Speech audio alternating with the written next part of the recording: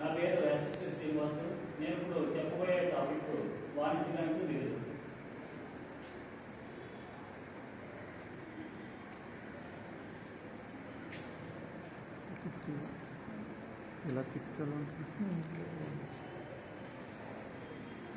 వాణిజ్య బ్యాంకు నిధులు చూసినట్లయితే అసలు బ్యాంక్ అంటే ఏంటి? బ్యాంక్ అంటే ఏంటంటే బ్యాంక్ అనే పదం బ్యాంకర్స్ అనే పదం నుంచి వచ్చింది. బ్యాంక్ అనే పదం దేనికి వచ్చింది? బ్యాంకర్స్ అనే పదం నుంచి వచ్చింది. బ్యాంకర్స్ అంటే దాని అర్థం ఏంటంటే బెంచ్ అనమాట. బ్యాంకర్స్ అంటే దాని అర్థం ఏంటంటే బెంచ్ అనమాట. పూర్వకాలం వారం సంతలు జరిగేది మీకు ఐడియా ఉందా లేదా? ఈ వారం సంతలు జరిగేటప్పుడు ఆ వారం సంత జరిగేది. ఆ సంతలో ఒక అతను ఏం చేసేవాడంటే ఓ బల్ల కుర్చీ తెచ్చుకుని అక్కడ సంతకు వచ్చేటువంటి ప్రజల దగ్గర నుంచి డబ్బులు వసూలు చేసి అందులో కొంత మొత్తం ఏం చేసేవాడంటే మిగతా వాళ్ళకి అప్పుల కింద ఇచ్చేవాడు అనమాట. ఆ విధంగా బ్యాంకింగ్ వ్యాపారం అక్కడ ప్రారంభమైంది అనమాట. అంటే సంతకు వచ్చే వాళ్ళ దగ్గర నుంచి కొంత అమౌంట్ వాడు తీసుకుని అవసరమైన వాళ్ళకి అప్పులు ఇచ్చేవాడు అనమాట. అంటే వాడు తీసుకున్న దాని మీదేమో తక్కువ వడ్డీ ఇచ్చేవాడు, అప్పు ఇచ్చిన దాని మీదేమో ఎక్కువ వడ్డీ వసూలు చేసేవాడు అనమాట. ఈ విధంగా ఏమవుతుందంటే వాడికి లాభం అనమాట. ఒకవేళ వాడు ఏదైనా కారణం వల్ల అక్కడ ఐపీ పెట్టేసినట్లయితే అంటే అక్కడ కనపడకుండా పోయినట్లయితే ప్రజలు ఏం చేసేవారంటే ఆ బెంచ్ని పగలగొట్టేసేవారు. ఈ విధంగా బ్యాంక్ అనే పదం బ్యాంకర్స్ అనే పదం నుంచి వచ్చిందనమాట. బ్యాంక్ అంటే ఏంటంటే డిపాజిట్లను ప్రజల నుంచి డిపాజిట్లను సేకరించి అవసరమైన వారికి అప్పు ఇచ్చేటువంటి సంస్థను మనం ఏమంటామంటే బ్యాంక్. బ్యాంక్ అంటే ఏంటి? ప్రజల నుంచి డిపాజిట్లు సేకరించి అవసరమైన వారికి అప్పులు ఇచ్చేటువంటి సంస్థను మనం ఏమంటామంటే బ్యాంక్ అన్నమాట. 1949 బ్యాంకింగ్ రెగ్యులేషన్ యాక్ట్ ఏం చెప్పిందంటే అండి, ఖాతాదారుల డిమాండ్ మేరకు చెక్ రూపంలో కానీ డ్రాఫ్ట్ రూపంలో కానీ మరేదైనా పత్రం రూపంలో కానీ తిరిగి చెల్లించే విధంగా వాళ్ళ దగ్గర నుంచి డిపాజిట్లను సేకరించి ఆ సొమ్మును రుణాలు ఇవ్వడానికి కానీ లేదా పెట్టుబడి పెట్టడానికి కానీ ఉపయోగించేటువంటి సంస్థలు మనం ఏమంటామంటే బ్యాంక్ అంటాం. ఒక దేశ ఆర్థిక వ్యవస్థలో ఈ బ్యాంకులు ఎంతో ప్రాముఖ్యాన్ని సంతరించుకున్నాయి, ఎంతో ఉపయోగం చేస్తున్న ఆర్థిక అభివృద్ధికి. అదేవిధంగా వర్తక వాణిజ్యాలకి బ్యాంకులు ఎంతగానో సహాయపడతాయి అన్నమాట. అయితే బ్యాంక్ అంటే మనం స్థూలంగా ఏం చెప్పుకున్నాం? బ్యాంక్ అంటే ఏం చెప్పుకున్నాం అంటే డిపాజిట్లు సేకరించడం, ఇవ్వడం, అప్పులు ఇవ్వడం, రుణాలు ఇవ్వడం. అంటే ఇప్పుడు బ్యాంక్ యొక్క నిధులు 2 రకాలుగా విభజించవచ్చు. అది ఏంటంటే ఒకటి ప్రాథమిక నిధులు, 2 మనసంగిక నిధులు అన్నమాట. ఫస్ట్ ప్రాథమిక నిధులు అంటే ఏంటో చూద్దాం.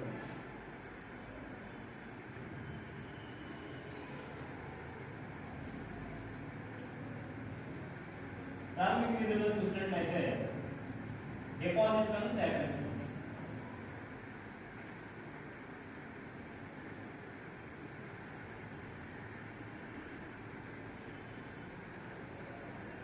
ప్రాథమిక నిధుల్లో ఫస్ట్ది డిపాజిట్లను సేకరించడం. డిపాజిట్లు సేకరించడం అంటే డిపాజిట్ గురించి వినేమంటారు మీరు? ఏమన్నా డిపాజిట్లు వినాలని ఏమైనా సెకండ్ ఇయర్లో చదువుకుంటారు వాణిజ్య బ్యాంకు నిధులు, ఎకనామిక్స్లో ఫస్ట్ ఇయర్లో చదువుకుంటారు. అంటే డిపాజిట్ అంటే ఏమేమి డిపాజిట్లు? ఫిక్స్డ్ డిపాజిట్లు, కరెంట్ డిపాజిట్లు, సేవింగ్స్ డిపాజిట్లు, రికరింగ్ డిపాజిట్లు సేకరించడం. డిపాజిట్ సేకరించడం అంటే బ్యాంక్ యొక్క ప్రధానమైన విధి ఏంటంటే డిపాజిట్లను సేకరించడం అన్నమాట.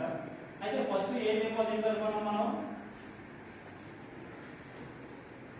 ఫిక్స్డ్ డిపాజిట్లు.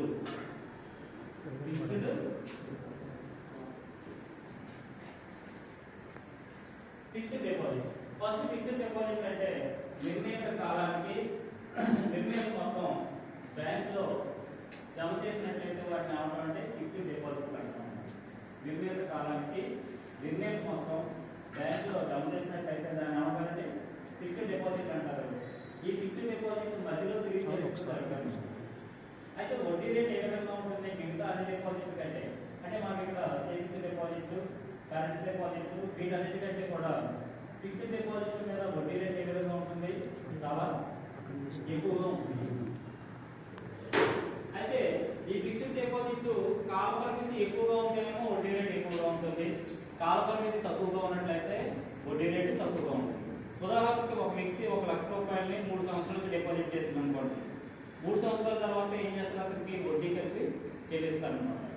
మధ్యలో చెల్లించాలంటే అతను క్యాన్సిల్ చేసుకోవడం తప్పితే, క్యాన్సిల్ చేసుకుంటే మళ్ళీ ఏమవుతుంది, కాలపరిమితి తగ్గింది కాబట్టి వడ్డీ రేటు మారిపోతుంది అనమాట. ఒకవేళ ఏం చేసి ఆ ఫిక్స్డ్ డిపాజిట్ హామీగా ఉంచుకొని ఇతను లోను పొందడానికి అవకాశం ఉంటుంది అనమాట. ఇది ఫిక్స్డ్ డిపాజిట్. దీన్నే టైం డిపాజిట్లు అలాగే టర్మ్ డిపాజిట్ అని కూడా అంటారు. కాలపరిమితి డిపాజిట్లు, టర్మ్ డిపాజిట్. రెండోది సేవింగ్స్ డిపాజిట్.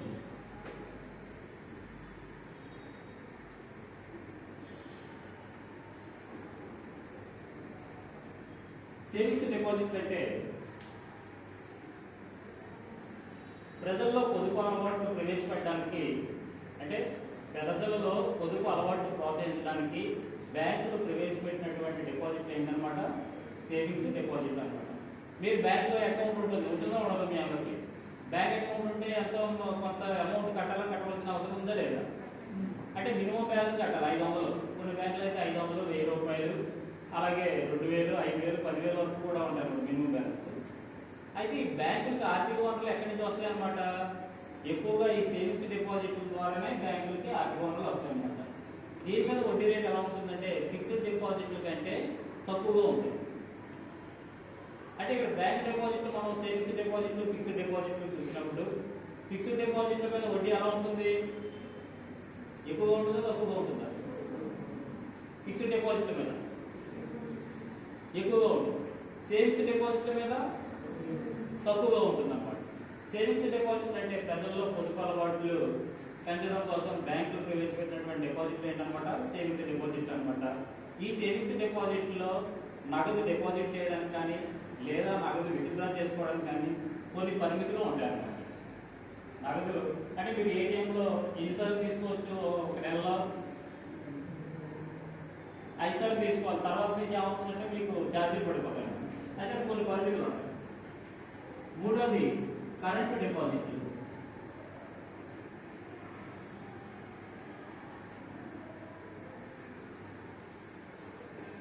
కరెంట్ డిపాజిట్ అంటే ఇది ఎవరు ఓపెన్ చేస్తారంటే కరెంట్ డిపాజిట్లు వ్యాపారస్తులు, వర్తకులు కూడా ఓపెన్ చేసేటువంటి అకౌంట్ ఏంటన్నమాట కరెంటు ఖాతాలు. అయితే కరెంటు ఖాతాల వల్ల ఉపయోగం ఏంటంటే వాళ్ళకి వ్యాపారస్తులకి అనేక ఎక్కువ సంఖ్యలో వ్యవహారాలు జరుగుతూ ఉంటాయి. అంటే బ్యాంకులో డబ్బులు డిపాజిట్ చేయడం, బ్యాంక్ నుంచి డబ్బులు విత్డ్రా చేయడం, అలాగే చెక్కులు డిపాజిట్ చేయడం, ఇలాంటి అనేక రకాలైనటువంటి ఎక్కువ అమౌంట్ కట్టడం, ఎక్కువ అమౌంట్ విత్డ్రా చేయడం, ఇలాంటి ఎక్కువ వ్యవహారాలు జరుగుతూ ఉంటాయి. కాబట్టి బ్యాంకులో వీటి మీద పరిమితులు ఏమీ ఉండవు అన్నమాట. కరెంట్ డిపాజిట్లో ఈ వ్యవహారాలకి పరిమితులు ఏమీ ఉండవు. కాబట్టి ఇది ఎవరికి అనుకూలంగా ఉంటాయి, కరెంట్ డిపాజిట్లు వ్యాపారస్తులకు అనుకూలంగా ఉంటాయి. అయితే వ్యాపారస్తులు తెరిచేటువంటి ఖాతాలు ఏంటన్నమాట కరెంట్ ఖాతాలు అన్నమాట. ఈ కరెంట్ ఖాతాలో వడ్డీ ఉండదు అన్నమాట. ఈ కరెంట్ ఖాతాల మీద వడ్డీ ఏమి ఇవ్వదండి బ్యాంక్. ఏ ఖాతాల మీద వడ్డీ ఎక్కువగా ఉంటుంది, బ్యాంక్ ఏ ఖాతాల మీద ఎక్కువగా ఉంటుంది వడ్డీ, ఫిక్స్డ్ డిపాజిట్ మీద. ఏ ఖాతా మీద తక్కువగా ఉంటుంది, సేవింగ్స్ డిపాజిట్. తర్వాత నాలుగోది రికరింగ్ డిపాజిట్.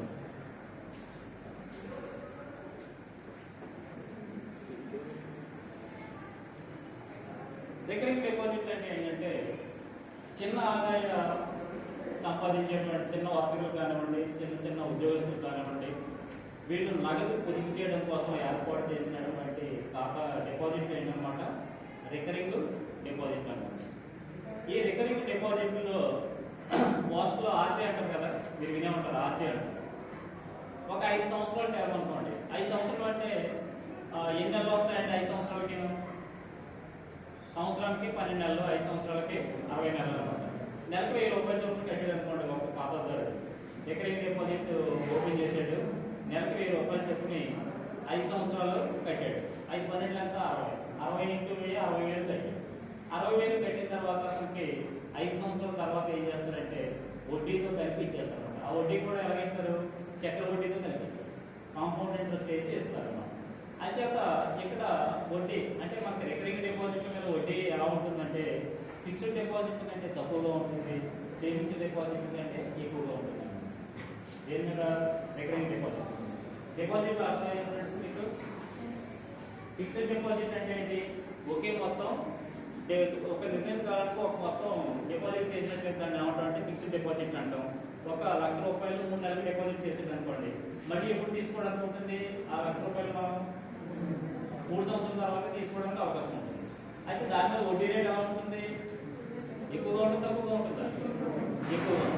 ఇవి ఫిక్స్డ్ డిపాజిట్. దీన్ని ఏమంటారు? కాలపరిమితి డిపాజిట్లు, టర్మ్ డిపాజిట్లు అంటారు. సేవింగ్స్ ఖాతాలో ప్రజల్లో పొదుపు అలవాట్లు ప్రవేశపెట్టడం కోసం, అంటే పెంపొందించడం కోసం ప్రవేశపెట్టినటువంటి ఖాతాలు ఏంటన్నమాట? సేవింగ్స్ ఖాతాలు అనమాట.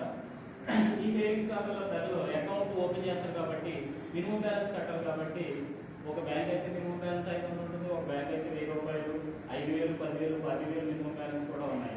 ఇలాంటి కట్టిన మొత్తం అంతా కూడా ఏమవుతుంది? బ్యాంకుకి ఆర్థిక నిధులు సేవింగ్స్ ఖాతా వల్ల ఒక రకంగా చేయగలుగుతాయి అన్నమాట. కరెంట్ డిపాజిట్ ఎవరు ఓపెన్ చేస్తారు?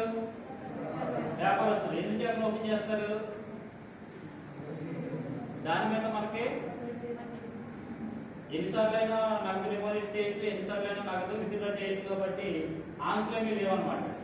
అదే సేవింగ్స్ ఖాతా మీద ఆంక్షలు ఉన్నాయా లేవా? సేవింగ్స్ ఖాతా మీద అయితే ఎక్కువ మొత్తం డిపాజిట్ చేయకూడదు, ఎక్కువ మొత్తం విత్డ్రా చేయకూడదు, ఎక్కువ సార్లు డిపాజిట్ చేయకూడదు, ఎక్కువ సార్లు విత్డ్రా చేయకూడదు అన్నమాట. అంటే ఆంక్షలు ఉన్నాయి కాబట్టి వ్యాపారస్తులు కరెంట్ డిపాజిట్, వీటిని డిమాండ్ డిపాజిట్ అని కూడా అంటారు. కరెంట్ డిపాజిట్ ఇంకో పేరేంటమ్మా? Demand deposit. రికరింగ్ డిపాజిట్ అంటే ఏంటి? నెలల కొంత మొత్తం నెలకు కానీ లేదా వారానికి కానీ లేదా 6 నెలలకు ఒకసారి కొంత మొత్తం బ్యాంకులో జమ చేసుకుంటూ వెళ్తారు. వడ్డీ మీద వడ్డీ చక్ర వడ్డీ కట్టి ఆ మెచ్యూరిటీ తేదీ అంటే 5 సంవత్సరాలు అయితే 5 సంవత్సరాల తర్వాత, 4 సంవత్సరాలు అయితే 4 సంవత్సరాల తర్వాత ఆ వడ్డీతో కలిపి మొత్తం చెల్లింపు చేస్తాం. ప్రాథమికంగా చూసినట్లయితే ఫస్ట్ డిపాజిట్లు సేకరించడం, రెండోది ఏంటంటే అప్పులు ఇవ్వడం లేదా రుణాలు ఇవ్వడం.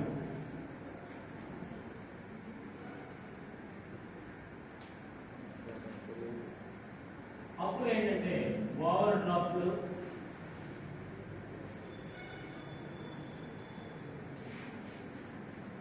రెండు క్యాష్ క్రెడిట్లు,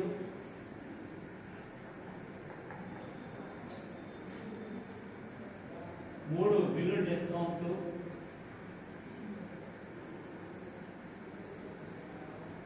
నాలుగు రుణాలు.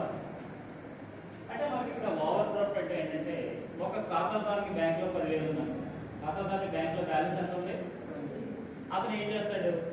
ఓ 30,000 విత్డ్రా చేసాడు అనమాట. అప్పుడు ఏమయ్యాడు? బ్యాంక్కి అప్పు అయ్యాడు కదా 20,000. ఇప్పుడు బ్యాంకులో 10,000 ఉందన్నాం. 10,000 ఉంటే ఏం చేశాను? బ్యాంక్ నుంచి 30,000 తీసుకున్నాను. అంటే బ్యాంక్ ఎంత అప్పు అయ్యాను? 20,000 అయిందనమాట. ఓవర్ డ్రాఫ్ట్ అనమాట. అంటే ఓవర్గా డ్రా చేశాను. అంటే 10,000 ఉంటే ఏం చేశాను? ఓవర్ డ్రా చేయడాన్ని మనం ఏమంటాం అంటే ఓవర్ డ్రాఫ్ట్ అంటాం అనమాట. అంటే ఖాతాదారుడు తన ఖాతాలో ఉన్న నిల్వ కంటే ఎక్కువ మొత్తం విత్డ్రా చేసినట్లయితే దాన్ని ఏమంటాం? ఓవర్ డ్రాఫ్ట్ అంటాం. అయితే ఈ ఓవర్ డ్రాఫ్ట్ ఎవరికి ఇస్తారు? మేనేజర్కి, అంటే బ్యాంక్ మేనేజర్కి ఖాతాదారుకి పరిచయం ఉండాలి, లేదా అతని ఆస్తులు హామీగా ఉండాలి, వాళ్ళకే ఇస్తారు. వ్యాపారస్తులు మాత్రమే ఈ కరెంట్ డిపాజిట్ హోల్డర్స్ ఎవరైతే ఉన్నారో వాళ్ళకే ఇస్తారు. సేవింగ్స్ బ్యాంక్ కూడా అలాగే ఉంటుంది. లేదా 500 కట్టి 10,000 తీసుకుంటారు తెల్లకి. అంటే ఏ ఖాతాలకు ఇస్తారు? ఇది కరెంట్ డిపాజిట్స్ ఖాతాలకి ఈ ఓవర్ డ్రాఫ్ట్ సౌకర్యం ఉంటుంది. వ్యాపారస్తులు మాత్రమే ఉంటుంది. ఇది ఓవర్ డ్రాఫ్ట్. తర్వాత క్యాష్ క్రెడిట్స్. క్యాష్ క్రెడిట్ అంటే ఏంటంటే ఒక వ్యాపారస్తుడికి 10 లక్షలు అవసరం అయ్యాను. ఈ సంవత్సరం ఎంత అవసరం? అతనికి ఓ 10 లక్షల రూపాయలు అవసరం అనుకోండి. 10 లక్షల రూపాయలు ఒకేసారి తీసుకోకుండా బ్యాంక్ ఏం చేస్తుంది? సిసి అంటారు, cash credit CC limit, cash credit limit అంటారు. ఈ క్యాష్ క్రెడిట్ ఒక ఉద్దేశం ఏంటంటే మనం అప్పు తీసుకున్నాం అనుకోండి, 10 లక్షలు అప్పు కావాలంటే ఏం చేస్తాం? 10 లక్షలు తీసుకుంటాం బ్యాంక్ నుంచి. అవసరం ఉన్న అవసరం లేకపోయినా ఏం చేయాలి? ఇంటి దగ్గర మనం బీరువాలో 10 లక్షలు పెట్టాలి. అదే క్యాష్ క్రెడిట్ అయితే ఏం చేస్తామంటే మనకి ఈ సంవత్సరం 10 లక్షల వరకు అవసరం అనుకోండి, మనం ఏం చేస్తాం? క్యాష్ క్రెడిట్ లిమిట్ 10 లక్షల వరకు బ్యాంక్ వాళ్ళు అడుగుతాం. ఎప్పుడైతే బ్యాంక్ వాళ్ళు 10 లక్షల వరకు మనం క్యాష్ క్రెడిట్ లిమిట్ అడిగామో బ్యాంక్ వాడు ఏం చేస్తాడు? మన ఖాతాకి 10 లక్షలు క్రెడిట్ చేస్తాడు. మన ఖాతాకి ఏం చేస్తాడు? 10 లక్షలు క్రెడిట్ చేస్తాడు. 10 లక్షలు క్రెడిట్ చేసిన తర్వాత మనకు ₹1,00,000 అవసరం అనుకోండి, ఆ ₹1,00,000 తీసుకుంటాం. వడ్డీ దేనికి పడుతుంది? ₹1,00,000కే పడుతుంది అన్నమాట. ఇప్పుడు 10 లక్షలు తెచ్చేసాం అనుకోండి, 10 లక్షలు మనం ఇంటి దగ్గర ఖాళీగా పెట్టాలి. దానివల్ల ఉపయోగం ఏమీ లేదు. దాని మీద 10 లక్షల మీద వడ్డీ కట్టాలి. అప్పు అయితే మనం ఏం చేస్తాం? 10 లక్షలు అయితే 10 లక్షలు తీసుకుంటాం, 5 లక్షలు అయితే 5 లక్షలు తీసుకుంటాం. కానీ ఇక్కడ క్యాష్ క్రెడిట్ వల్ల ఉపయోగం ఏంటంటే 10 లక్షలు క్యాష్ క్రెడిట్ మనకి బ్యాంక్ వాడు ఇచ్చేటట్టే 10 లక్షల్లో మనకు ₹1,00,000 అవసరం అయితే ₹1,00,000 తీసుకుంటాం, 2 లక్షలు అయితే 2 లక్షలు తీసుకుంటాం.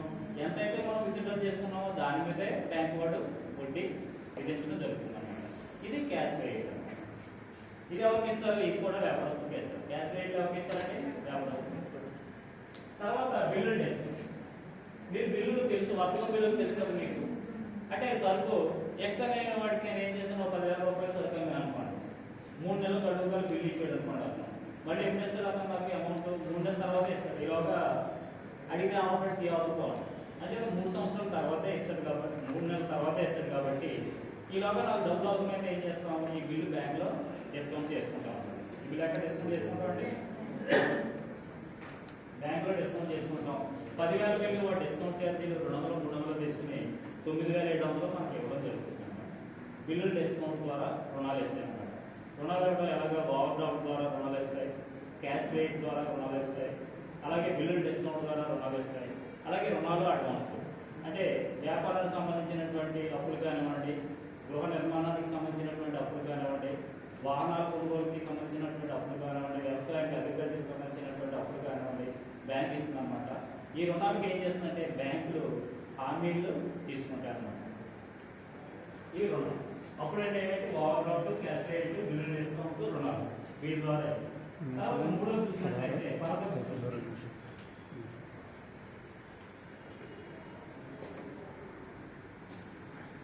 బ్యాంకులు ఏం చేస్తాయంటే పరపతి సృష్టిస్తాయి. ఎలాగా? ఇప్పుడు ఉదాహరణకి మనం క్యాష్ క్రెడిట్ చూసుకున్నాం అనుకోండి.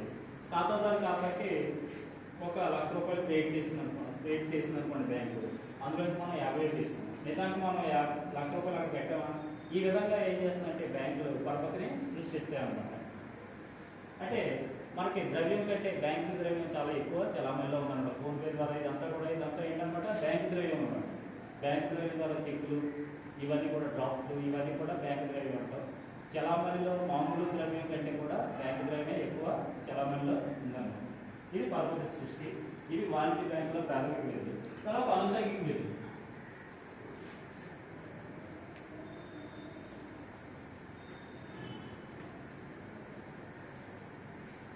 అనుసంఘిక బిల్లులో చూసినట్లయితే ఏజెన్సీ సేవలు.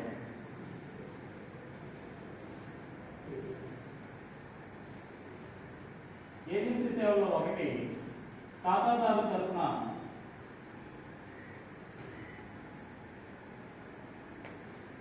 వసూలు తీరు.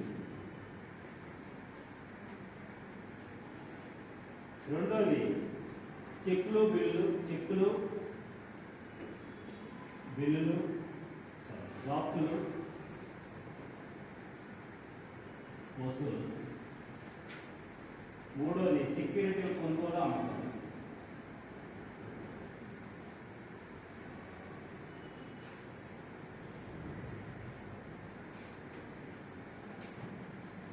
నాలుగోది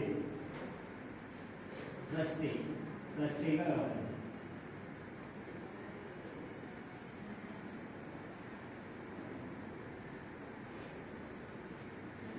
ఇక్కడ బ్యాంక్ రావాల్సిన సొమ్ము ఏదైతే ఉందో, ఖాతాదారుకి రావాల్సినటువంటి సొమ్ము బ్యాంక్ ఏం చేస్తుందంటే వసూలు చేస్తుంది. అదేవిధంగా ఖాతాదారు చెల్లించవలసినటువంటి పన్నులు కానివ్వండి, లేదా అద్దెలు కానివ్వండి, అలాగే బీమా ప్రీమియం కానివ్వండి, ఇవన్నీ కూడా బ్యాంకు చెల్లింపు చేస్తుంది అన్నమాట. ఇవి ఏజెన్సీ సేవలు. తర్వాత చూసినట్లయితే మనకి చెక్ వచ్చింది అనుకోండి.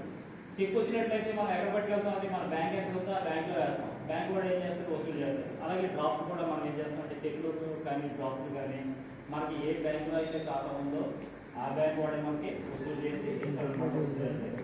అలాగే స్టాక్ ఎక్స్చేంజ్లో వాటాలు కానివ్వండి, డిబెంచర్లు కానివ్వండి, సెక్యూరిటీలు కానివ్వండి, ఖాతాదారుని అనుమతితో ఏం చేస్తారంటే ఈ సెక్యూరిటీలు, వాటాలు, డిబెంచర్లు కొనుగోలు, అమ్మకాలు చేస్తుంది అన్నమాట బ్యాంక్. మన దాన్ని స్టాక్ ఎక్స్చేంజ్ తెలుస్తుంది మీకు. స్టాక్ ఎక్స్చేంజ్లో వాటాలు, డిబెంచర్లు ఇవన్నీ కొనుగోలు, అమ్మకాలు చేస్తుంది. తర్వాత ట్రస్టీగా వ్యవహరించడం. ఎవరైనా ఖాతాదారు ఏం చేస్తారంటే లాకర్లో కొంత అమౌంట్ పెడతాడు, లేదా బ్యాంకు డిపాజిట్ చేస్తాడు. డిపాజిట్ చేసిన తర్వాత అతను మరణిస్తాడు. ఆ మరణించిన తర్వాత అతను వీలునామా ప్రకారం ఆ సొమ్ము ఎవరికైతే చెందాలో వాళ్ళకి అందించేస్తూ ఇది ఒక ట్రస్టీగా కూడా వ్యవహరిస్తున్నారు. తర్వాత చూసినట్లయితే ఏజెన్సీ సేవలు, అనుసంఘిక విధుల్లో ఏజెన్సీ సేవల తర్వాత సాధారణ సేవలు.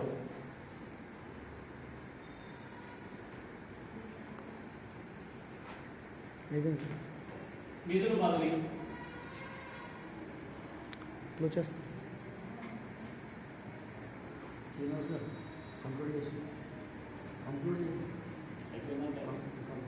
నిధులు బదిలీ చేయడం అంటే నిధులు బదిలీ చేయడం అంటే ఇక్కడ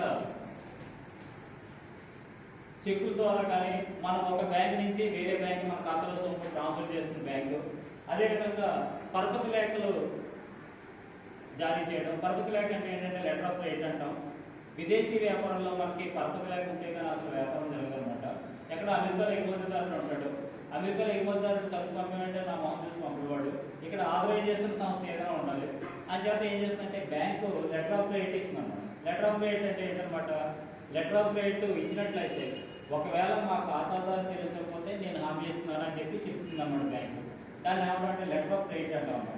ఆ లెటర్ ఆఫ్ క్రెడిట్ ద్వారా ఏం చేస్తారంటే వాళ్ళు ఎగుమతిదారుడు సరుకులు మనకి ఎగుమతి చేస్తాడు అనమాట. ఇది లెటర్ ఆఫ్ క్రెడిట్. అలాగే ట్రావెలర్స్ చెక్స్. ట్రావెలర్స్ చెక్స్ అంటే మనం ఏం చేస్తాం, ఏదైనా మీరు యూరోప్ కంట్రీ టూర్ వెళ్ళారు లేకపోతే ఏసీ టూర్ వెళ్ళారు అనుకోండి, వెళ్ళినప్పుడు మీకు ఏం కావాలి, అక్కడ డాలర్లు కావాలి, యూరోప్ అయితే యూరోలు కావాలి. కావాల్సినప్పుడు మీరు ఏం చేస్తారంటే మన నేషనలైజ్డ్ బ్యాంక్ ఇక్కడ ఏదైనా బ్యాంక్ దగ్గర నుంచి ఒక ట్రావెలర్ చెక్ తీసుకుంటారు. ఈ చెక్ తీసుకుని అక్కడ ఇచ్చినట్లయితే వాళ్ళ కరెన్సీ మనకి ఇస్తారు అక్కడ ఖర్చు పెట్టుకోవడానికి. వీటిని ఏమంటే ట్రావెలర్ చెక్ అంటాం. ట్రావెలర్స్ చెక్స్ జారీ చేస్తుంది. అలాగే విదేశీ బిల్లులు వసూలు చేయడం, చెల్లింపు చేయడం చేస్తుంది. విదేశీ బిల్లులు వసూలు చేయడం అంటే విదేశీ వ్యాపారంలో వాళ్ళు రాసినటువంటి బిల్లులు ఉన్నట్లయితే వాటిని వసూలు చేయడం, చెల్లింపు చేయడం చేస్తుంది. అలాగే మన సమాచారం ఖాతాదారుకి విదేశీ వ్యాపారానికి సంబంధించిన ఏదైనా సమాచారం కావాల్సినట్లయితే బ్యాంకులు అందిస్తాయి. అలాగే ఖాతాదారు సమాచారం ఏదైనా సంస్థ అడిగినట్లయితే ఆ సమాచారాన్ని మన అధికారం మేరకు అది ఏం చేస్తుందంటే బ్యాంక్ రైతులకి మన సమాచారాన్ని అందజేస్తుంది. అలాగే లాకర్ సదుపాయం. లాకర్ సదుపాయం అంటే మన విలువైనటువంటి వస్తువులు కానివ్వండి, పత్రాలు కానివ్వండి, ఇవన్నీ భద్రపరచుకోవడానికి మనకి లాకర్ సదుపాయం కలగజేస్తుంది. ఇవి వాణిజ్య బ్యాంకుల విధులు. అర్థమైందమ్మా?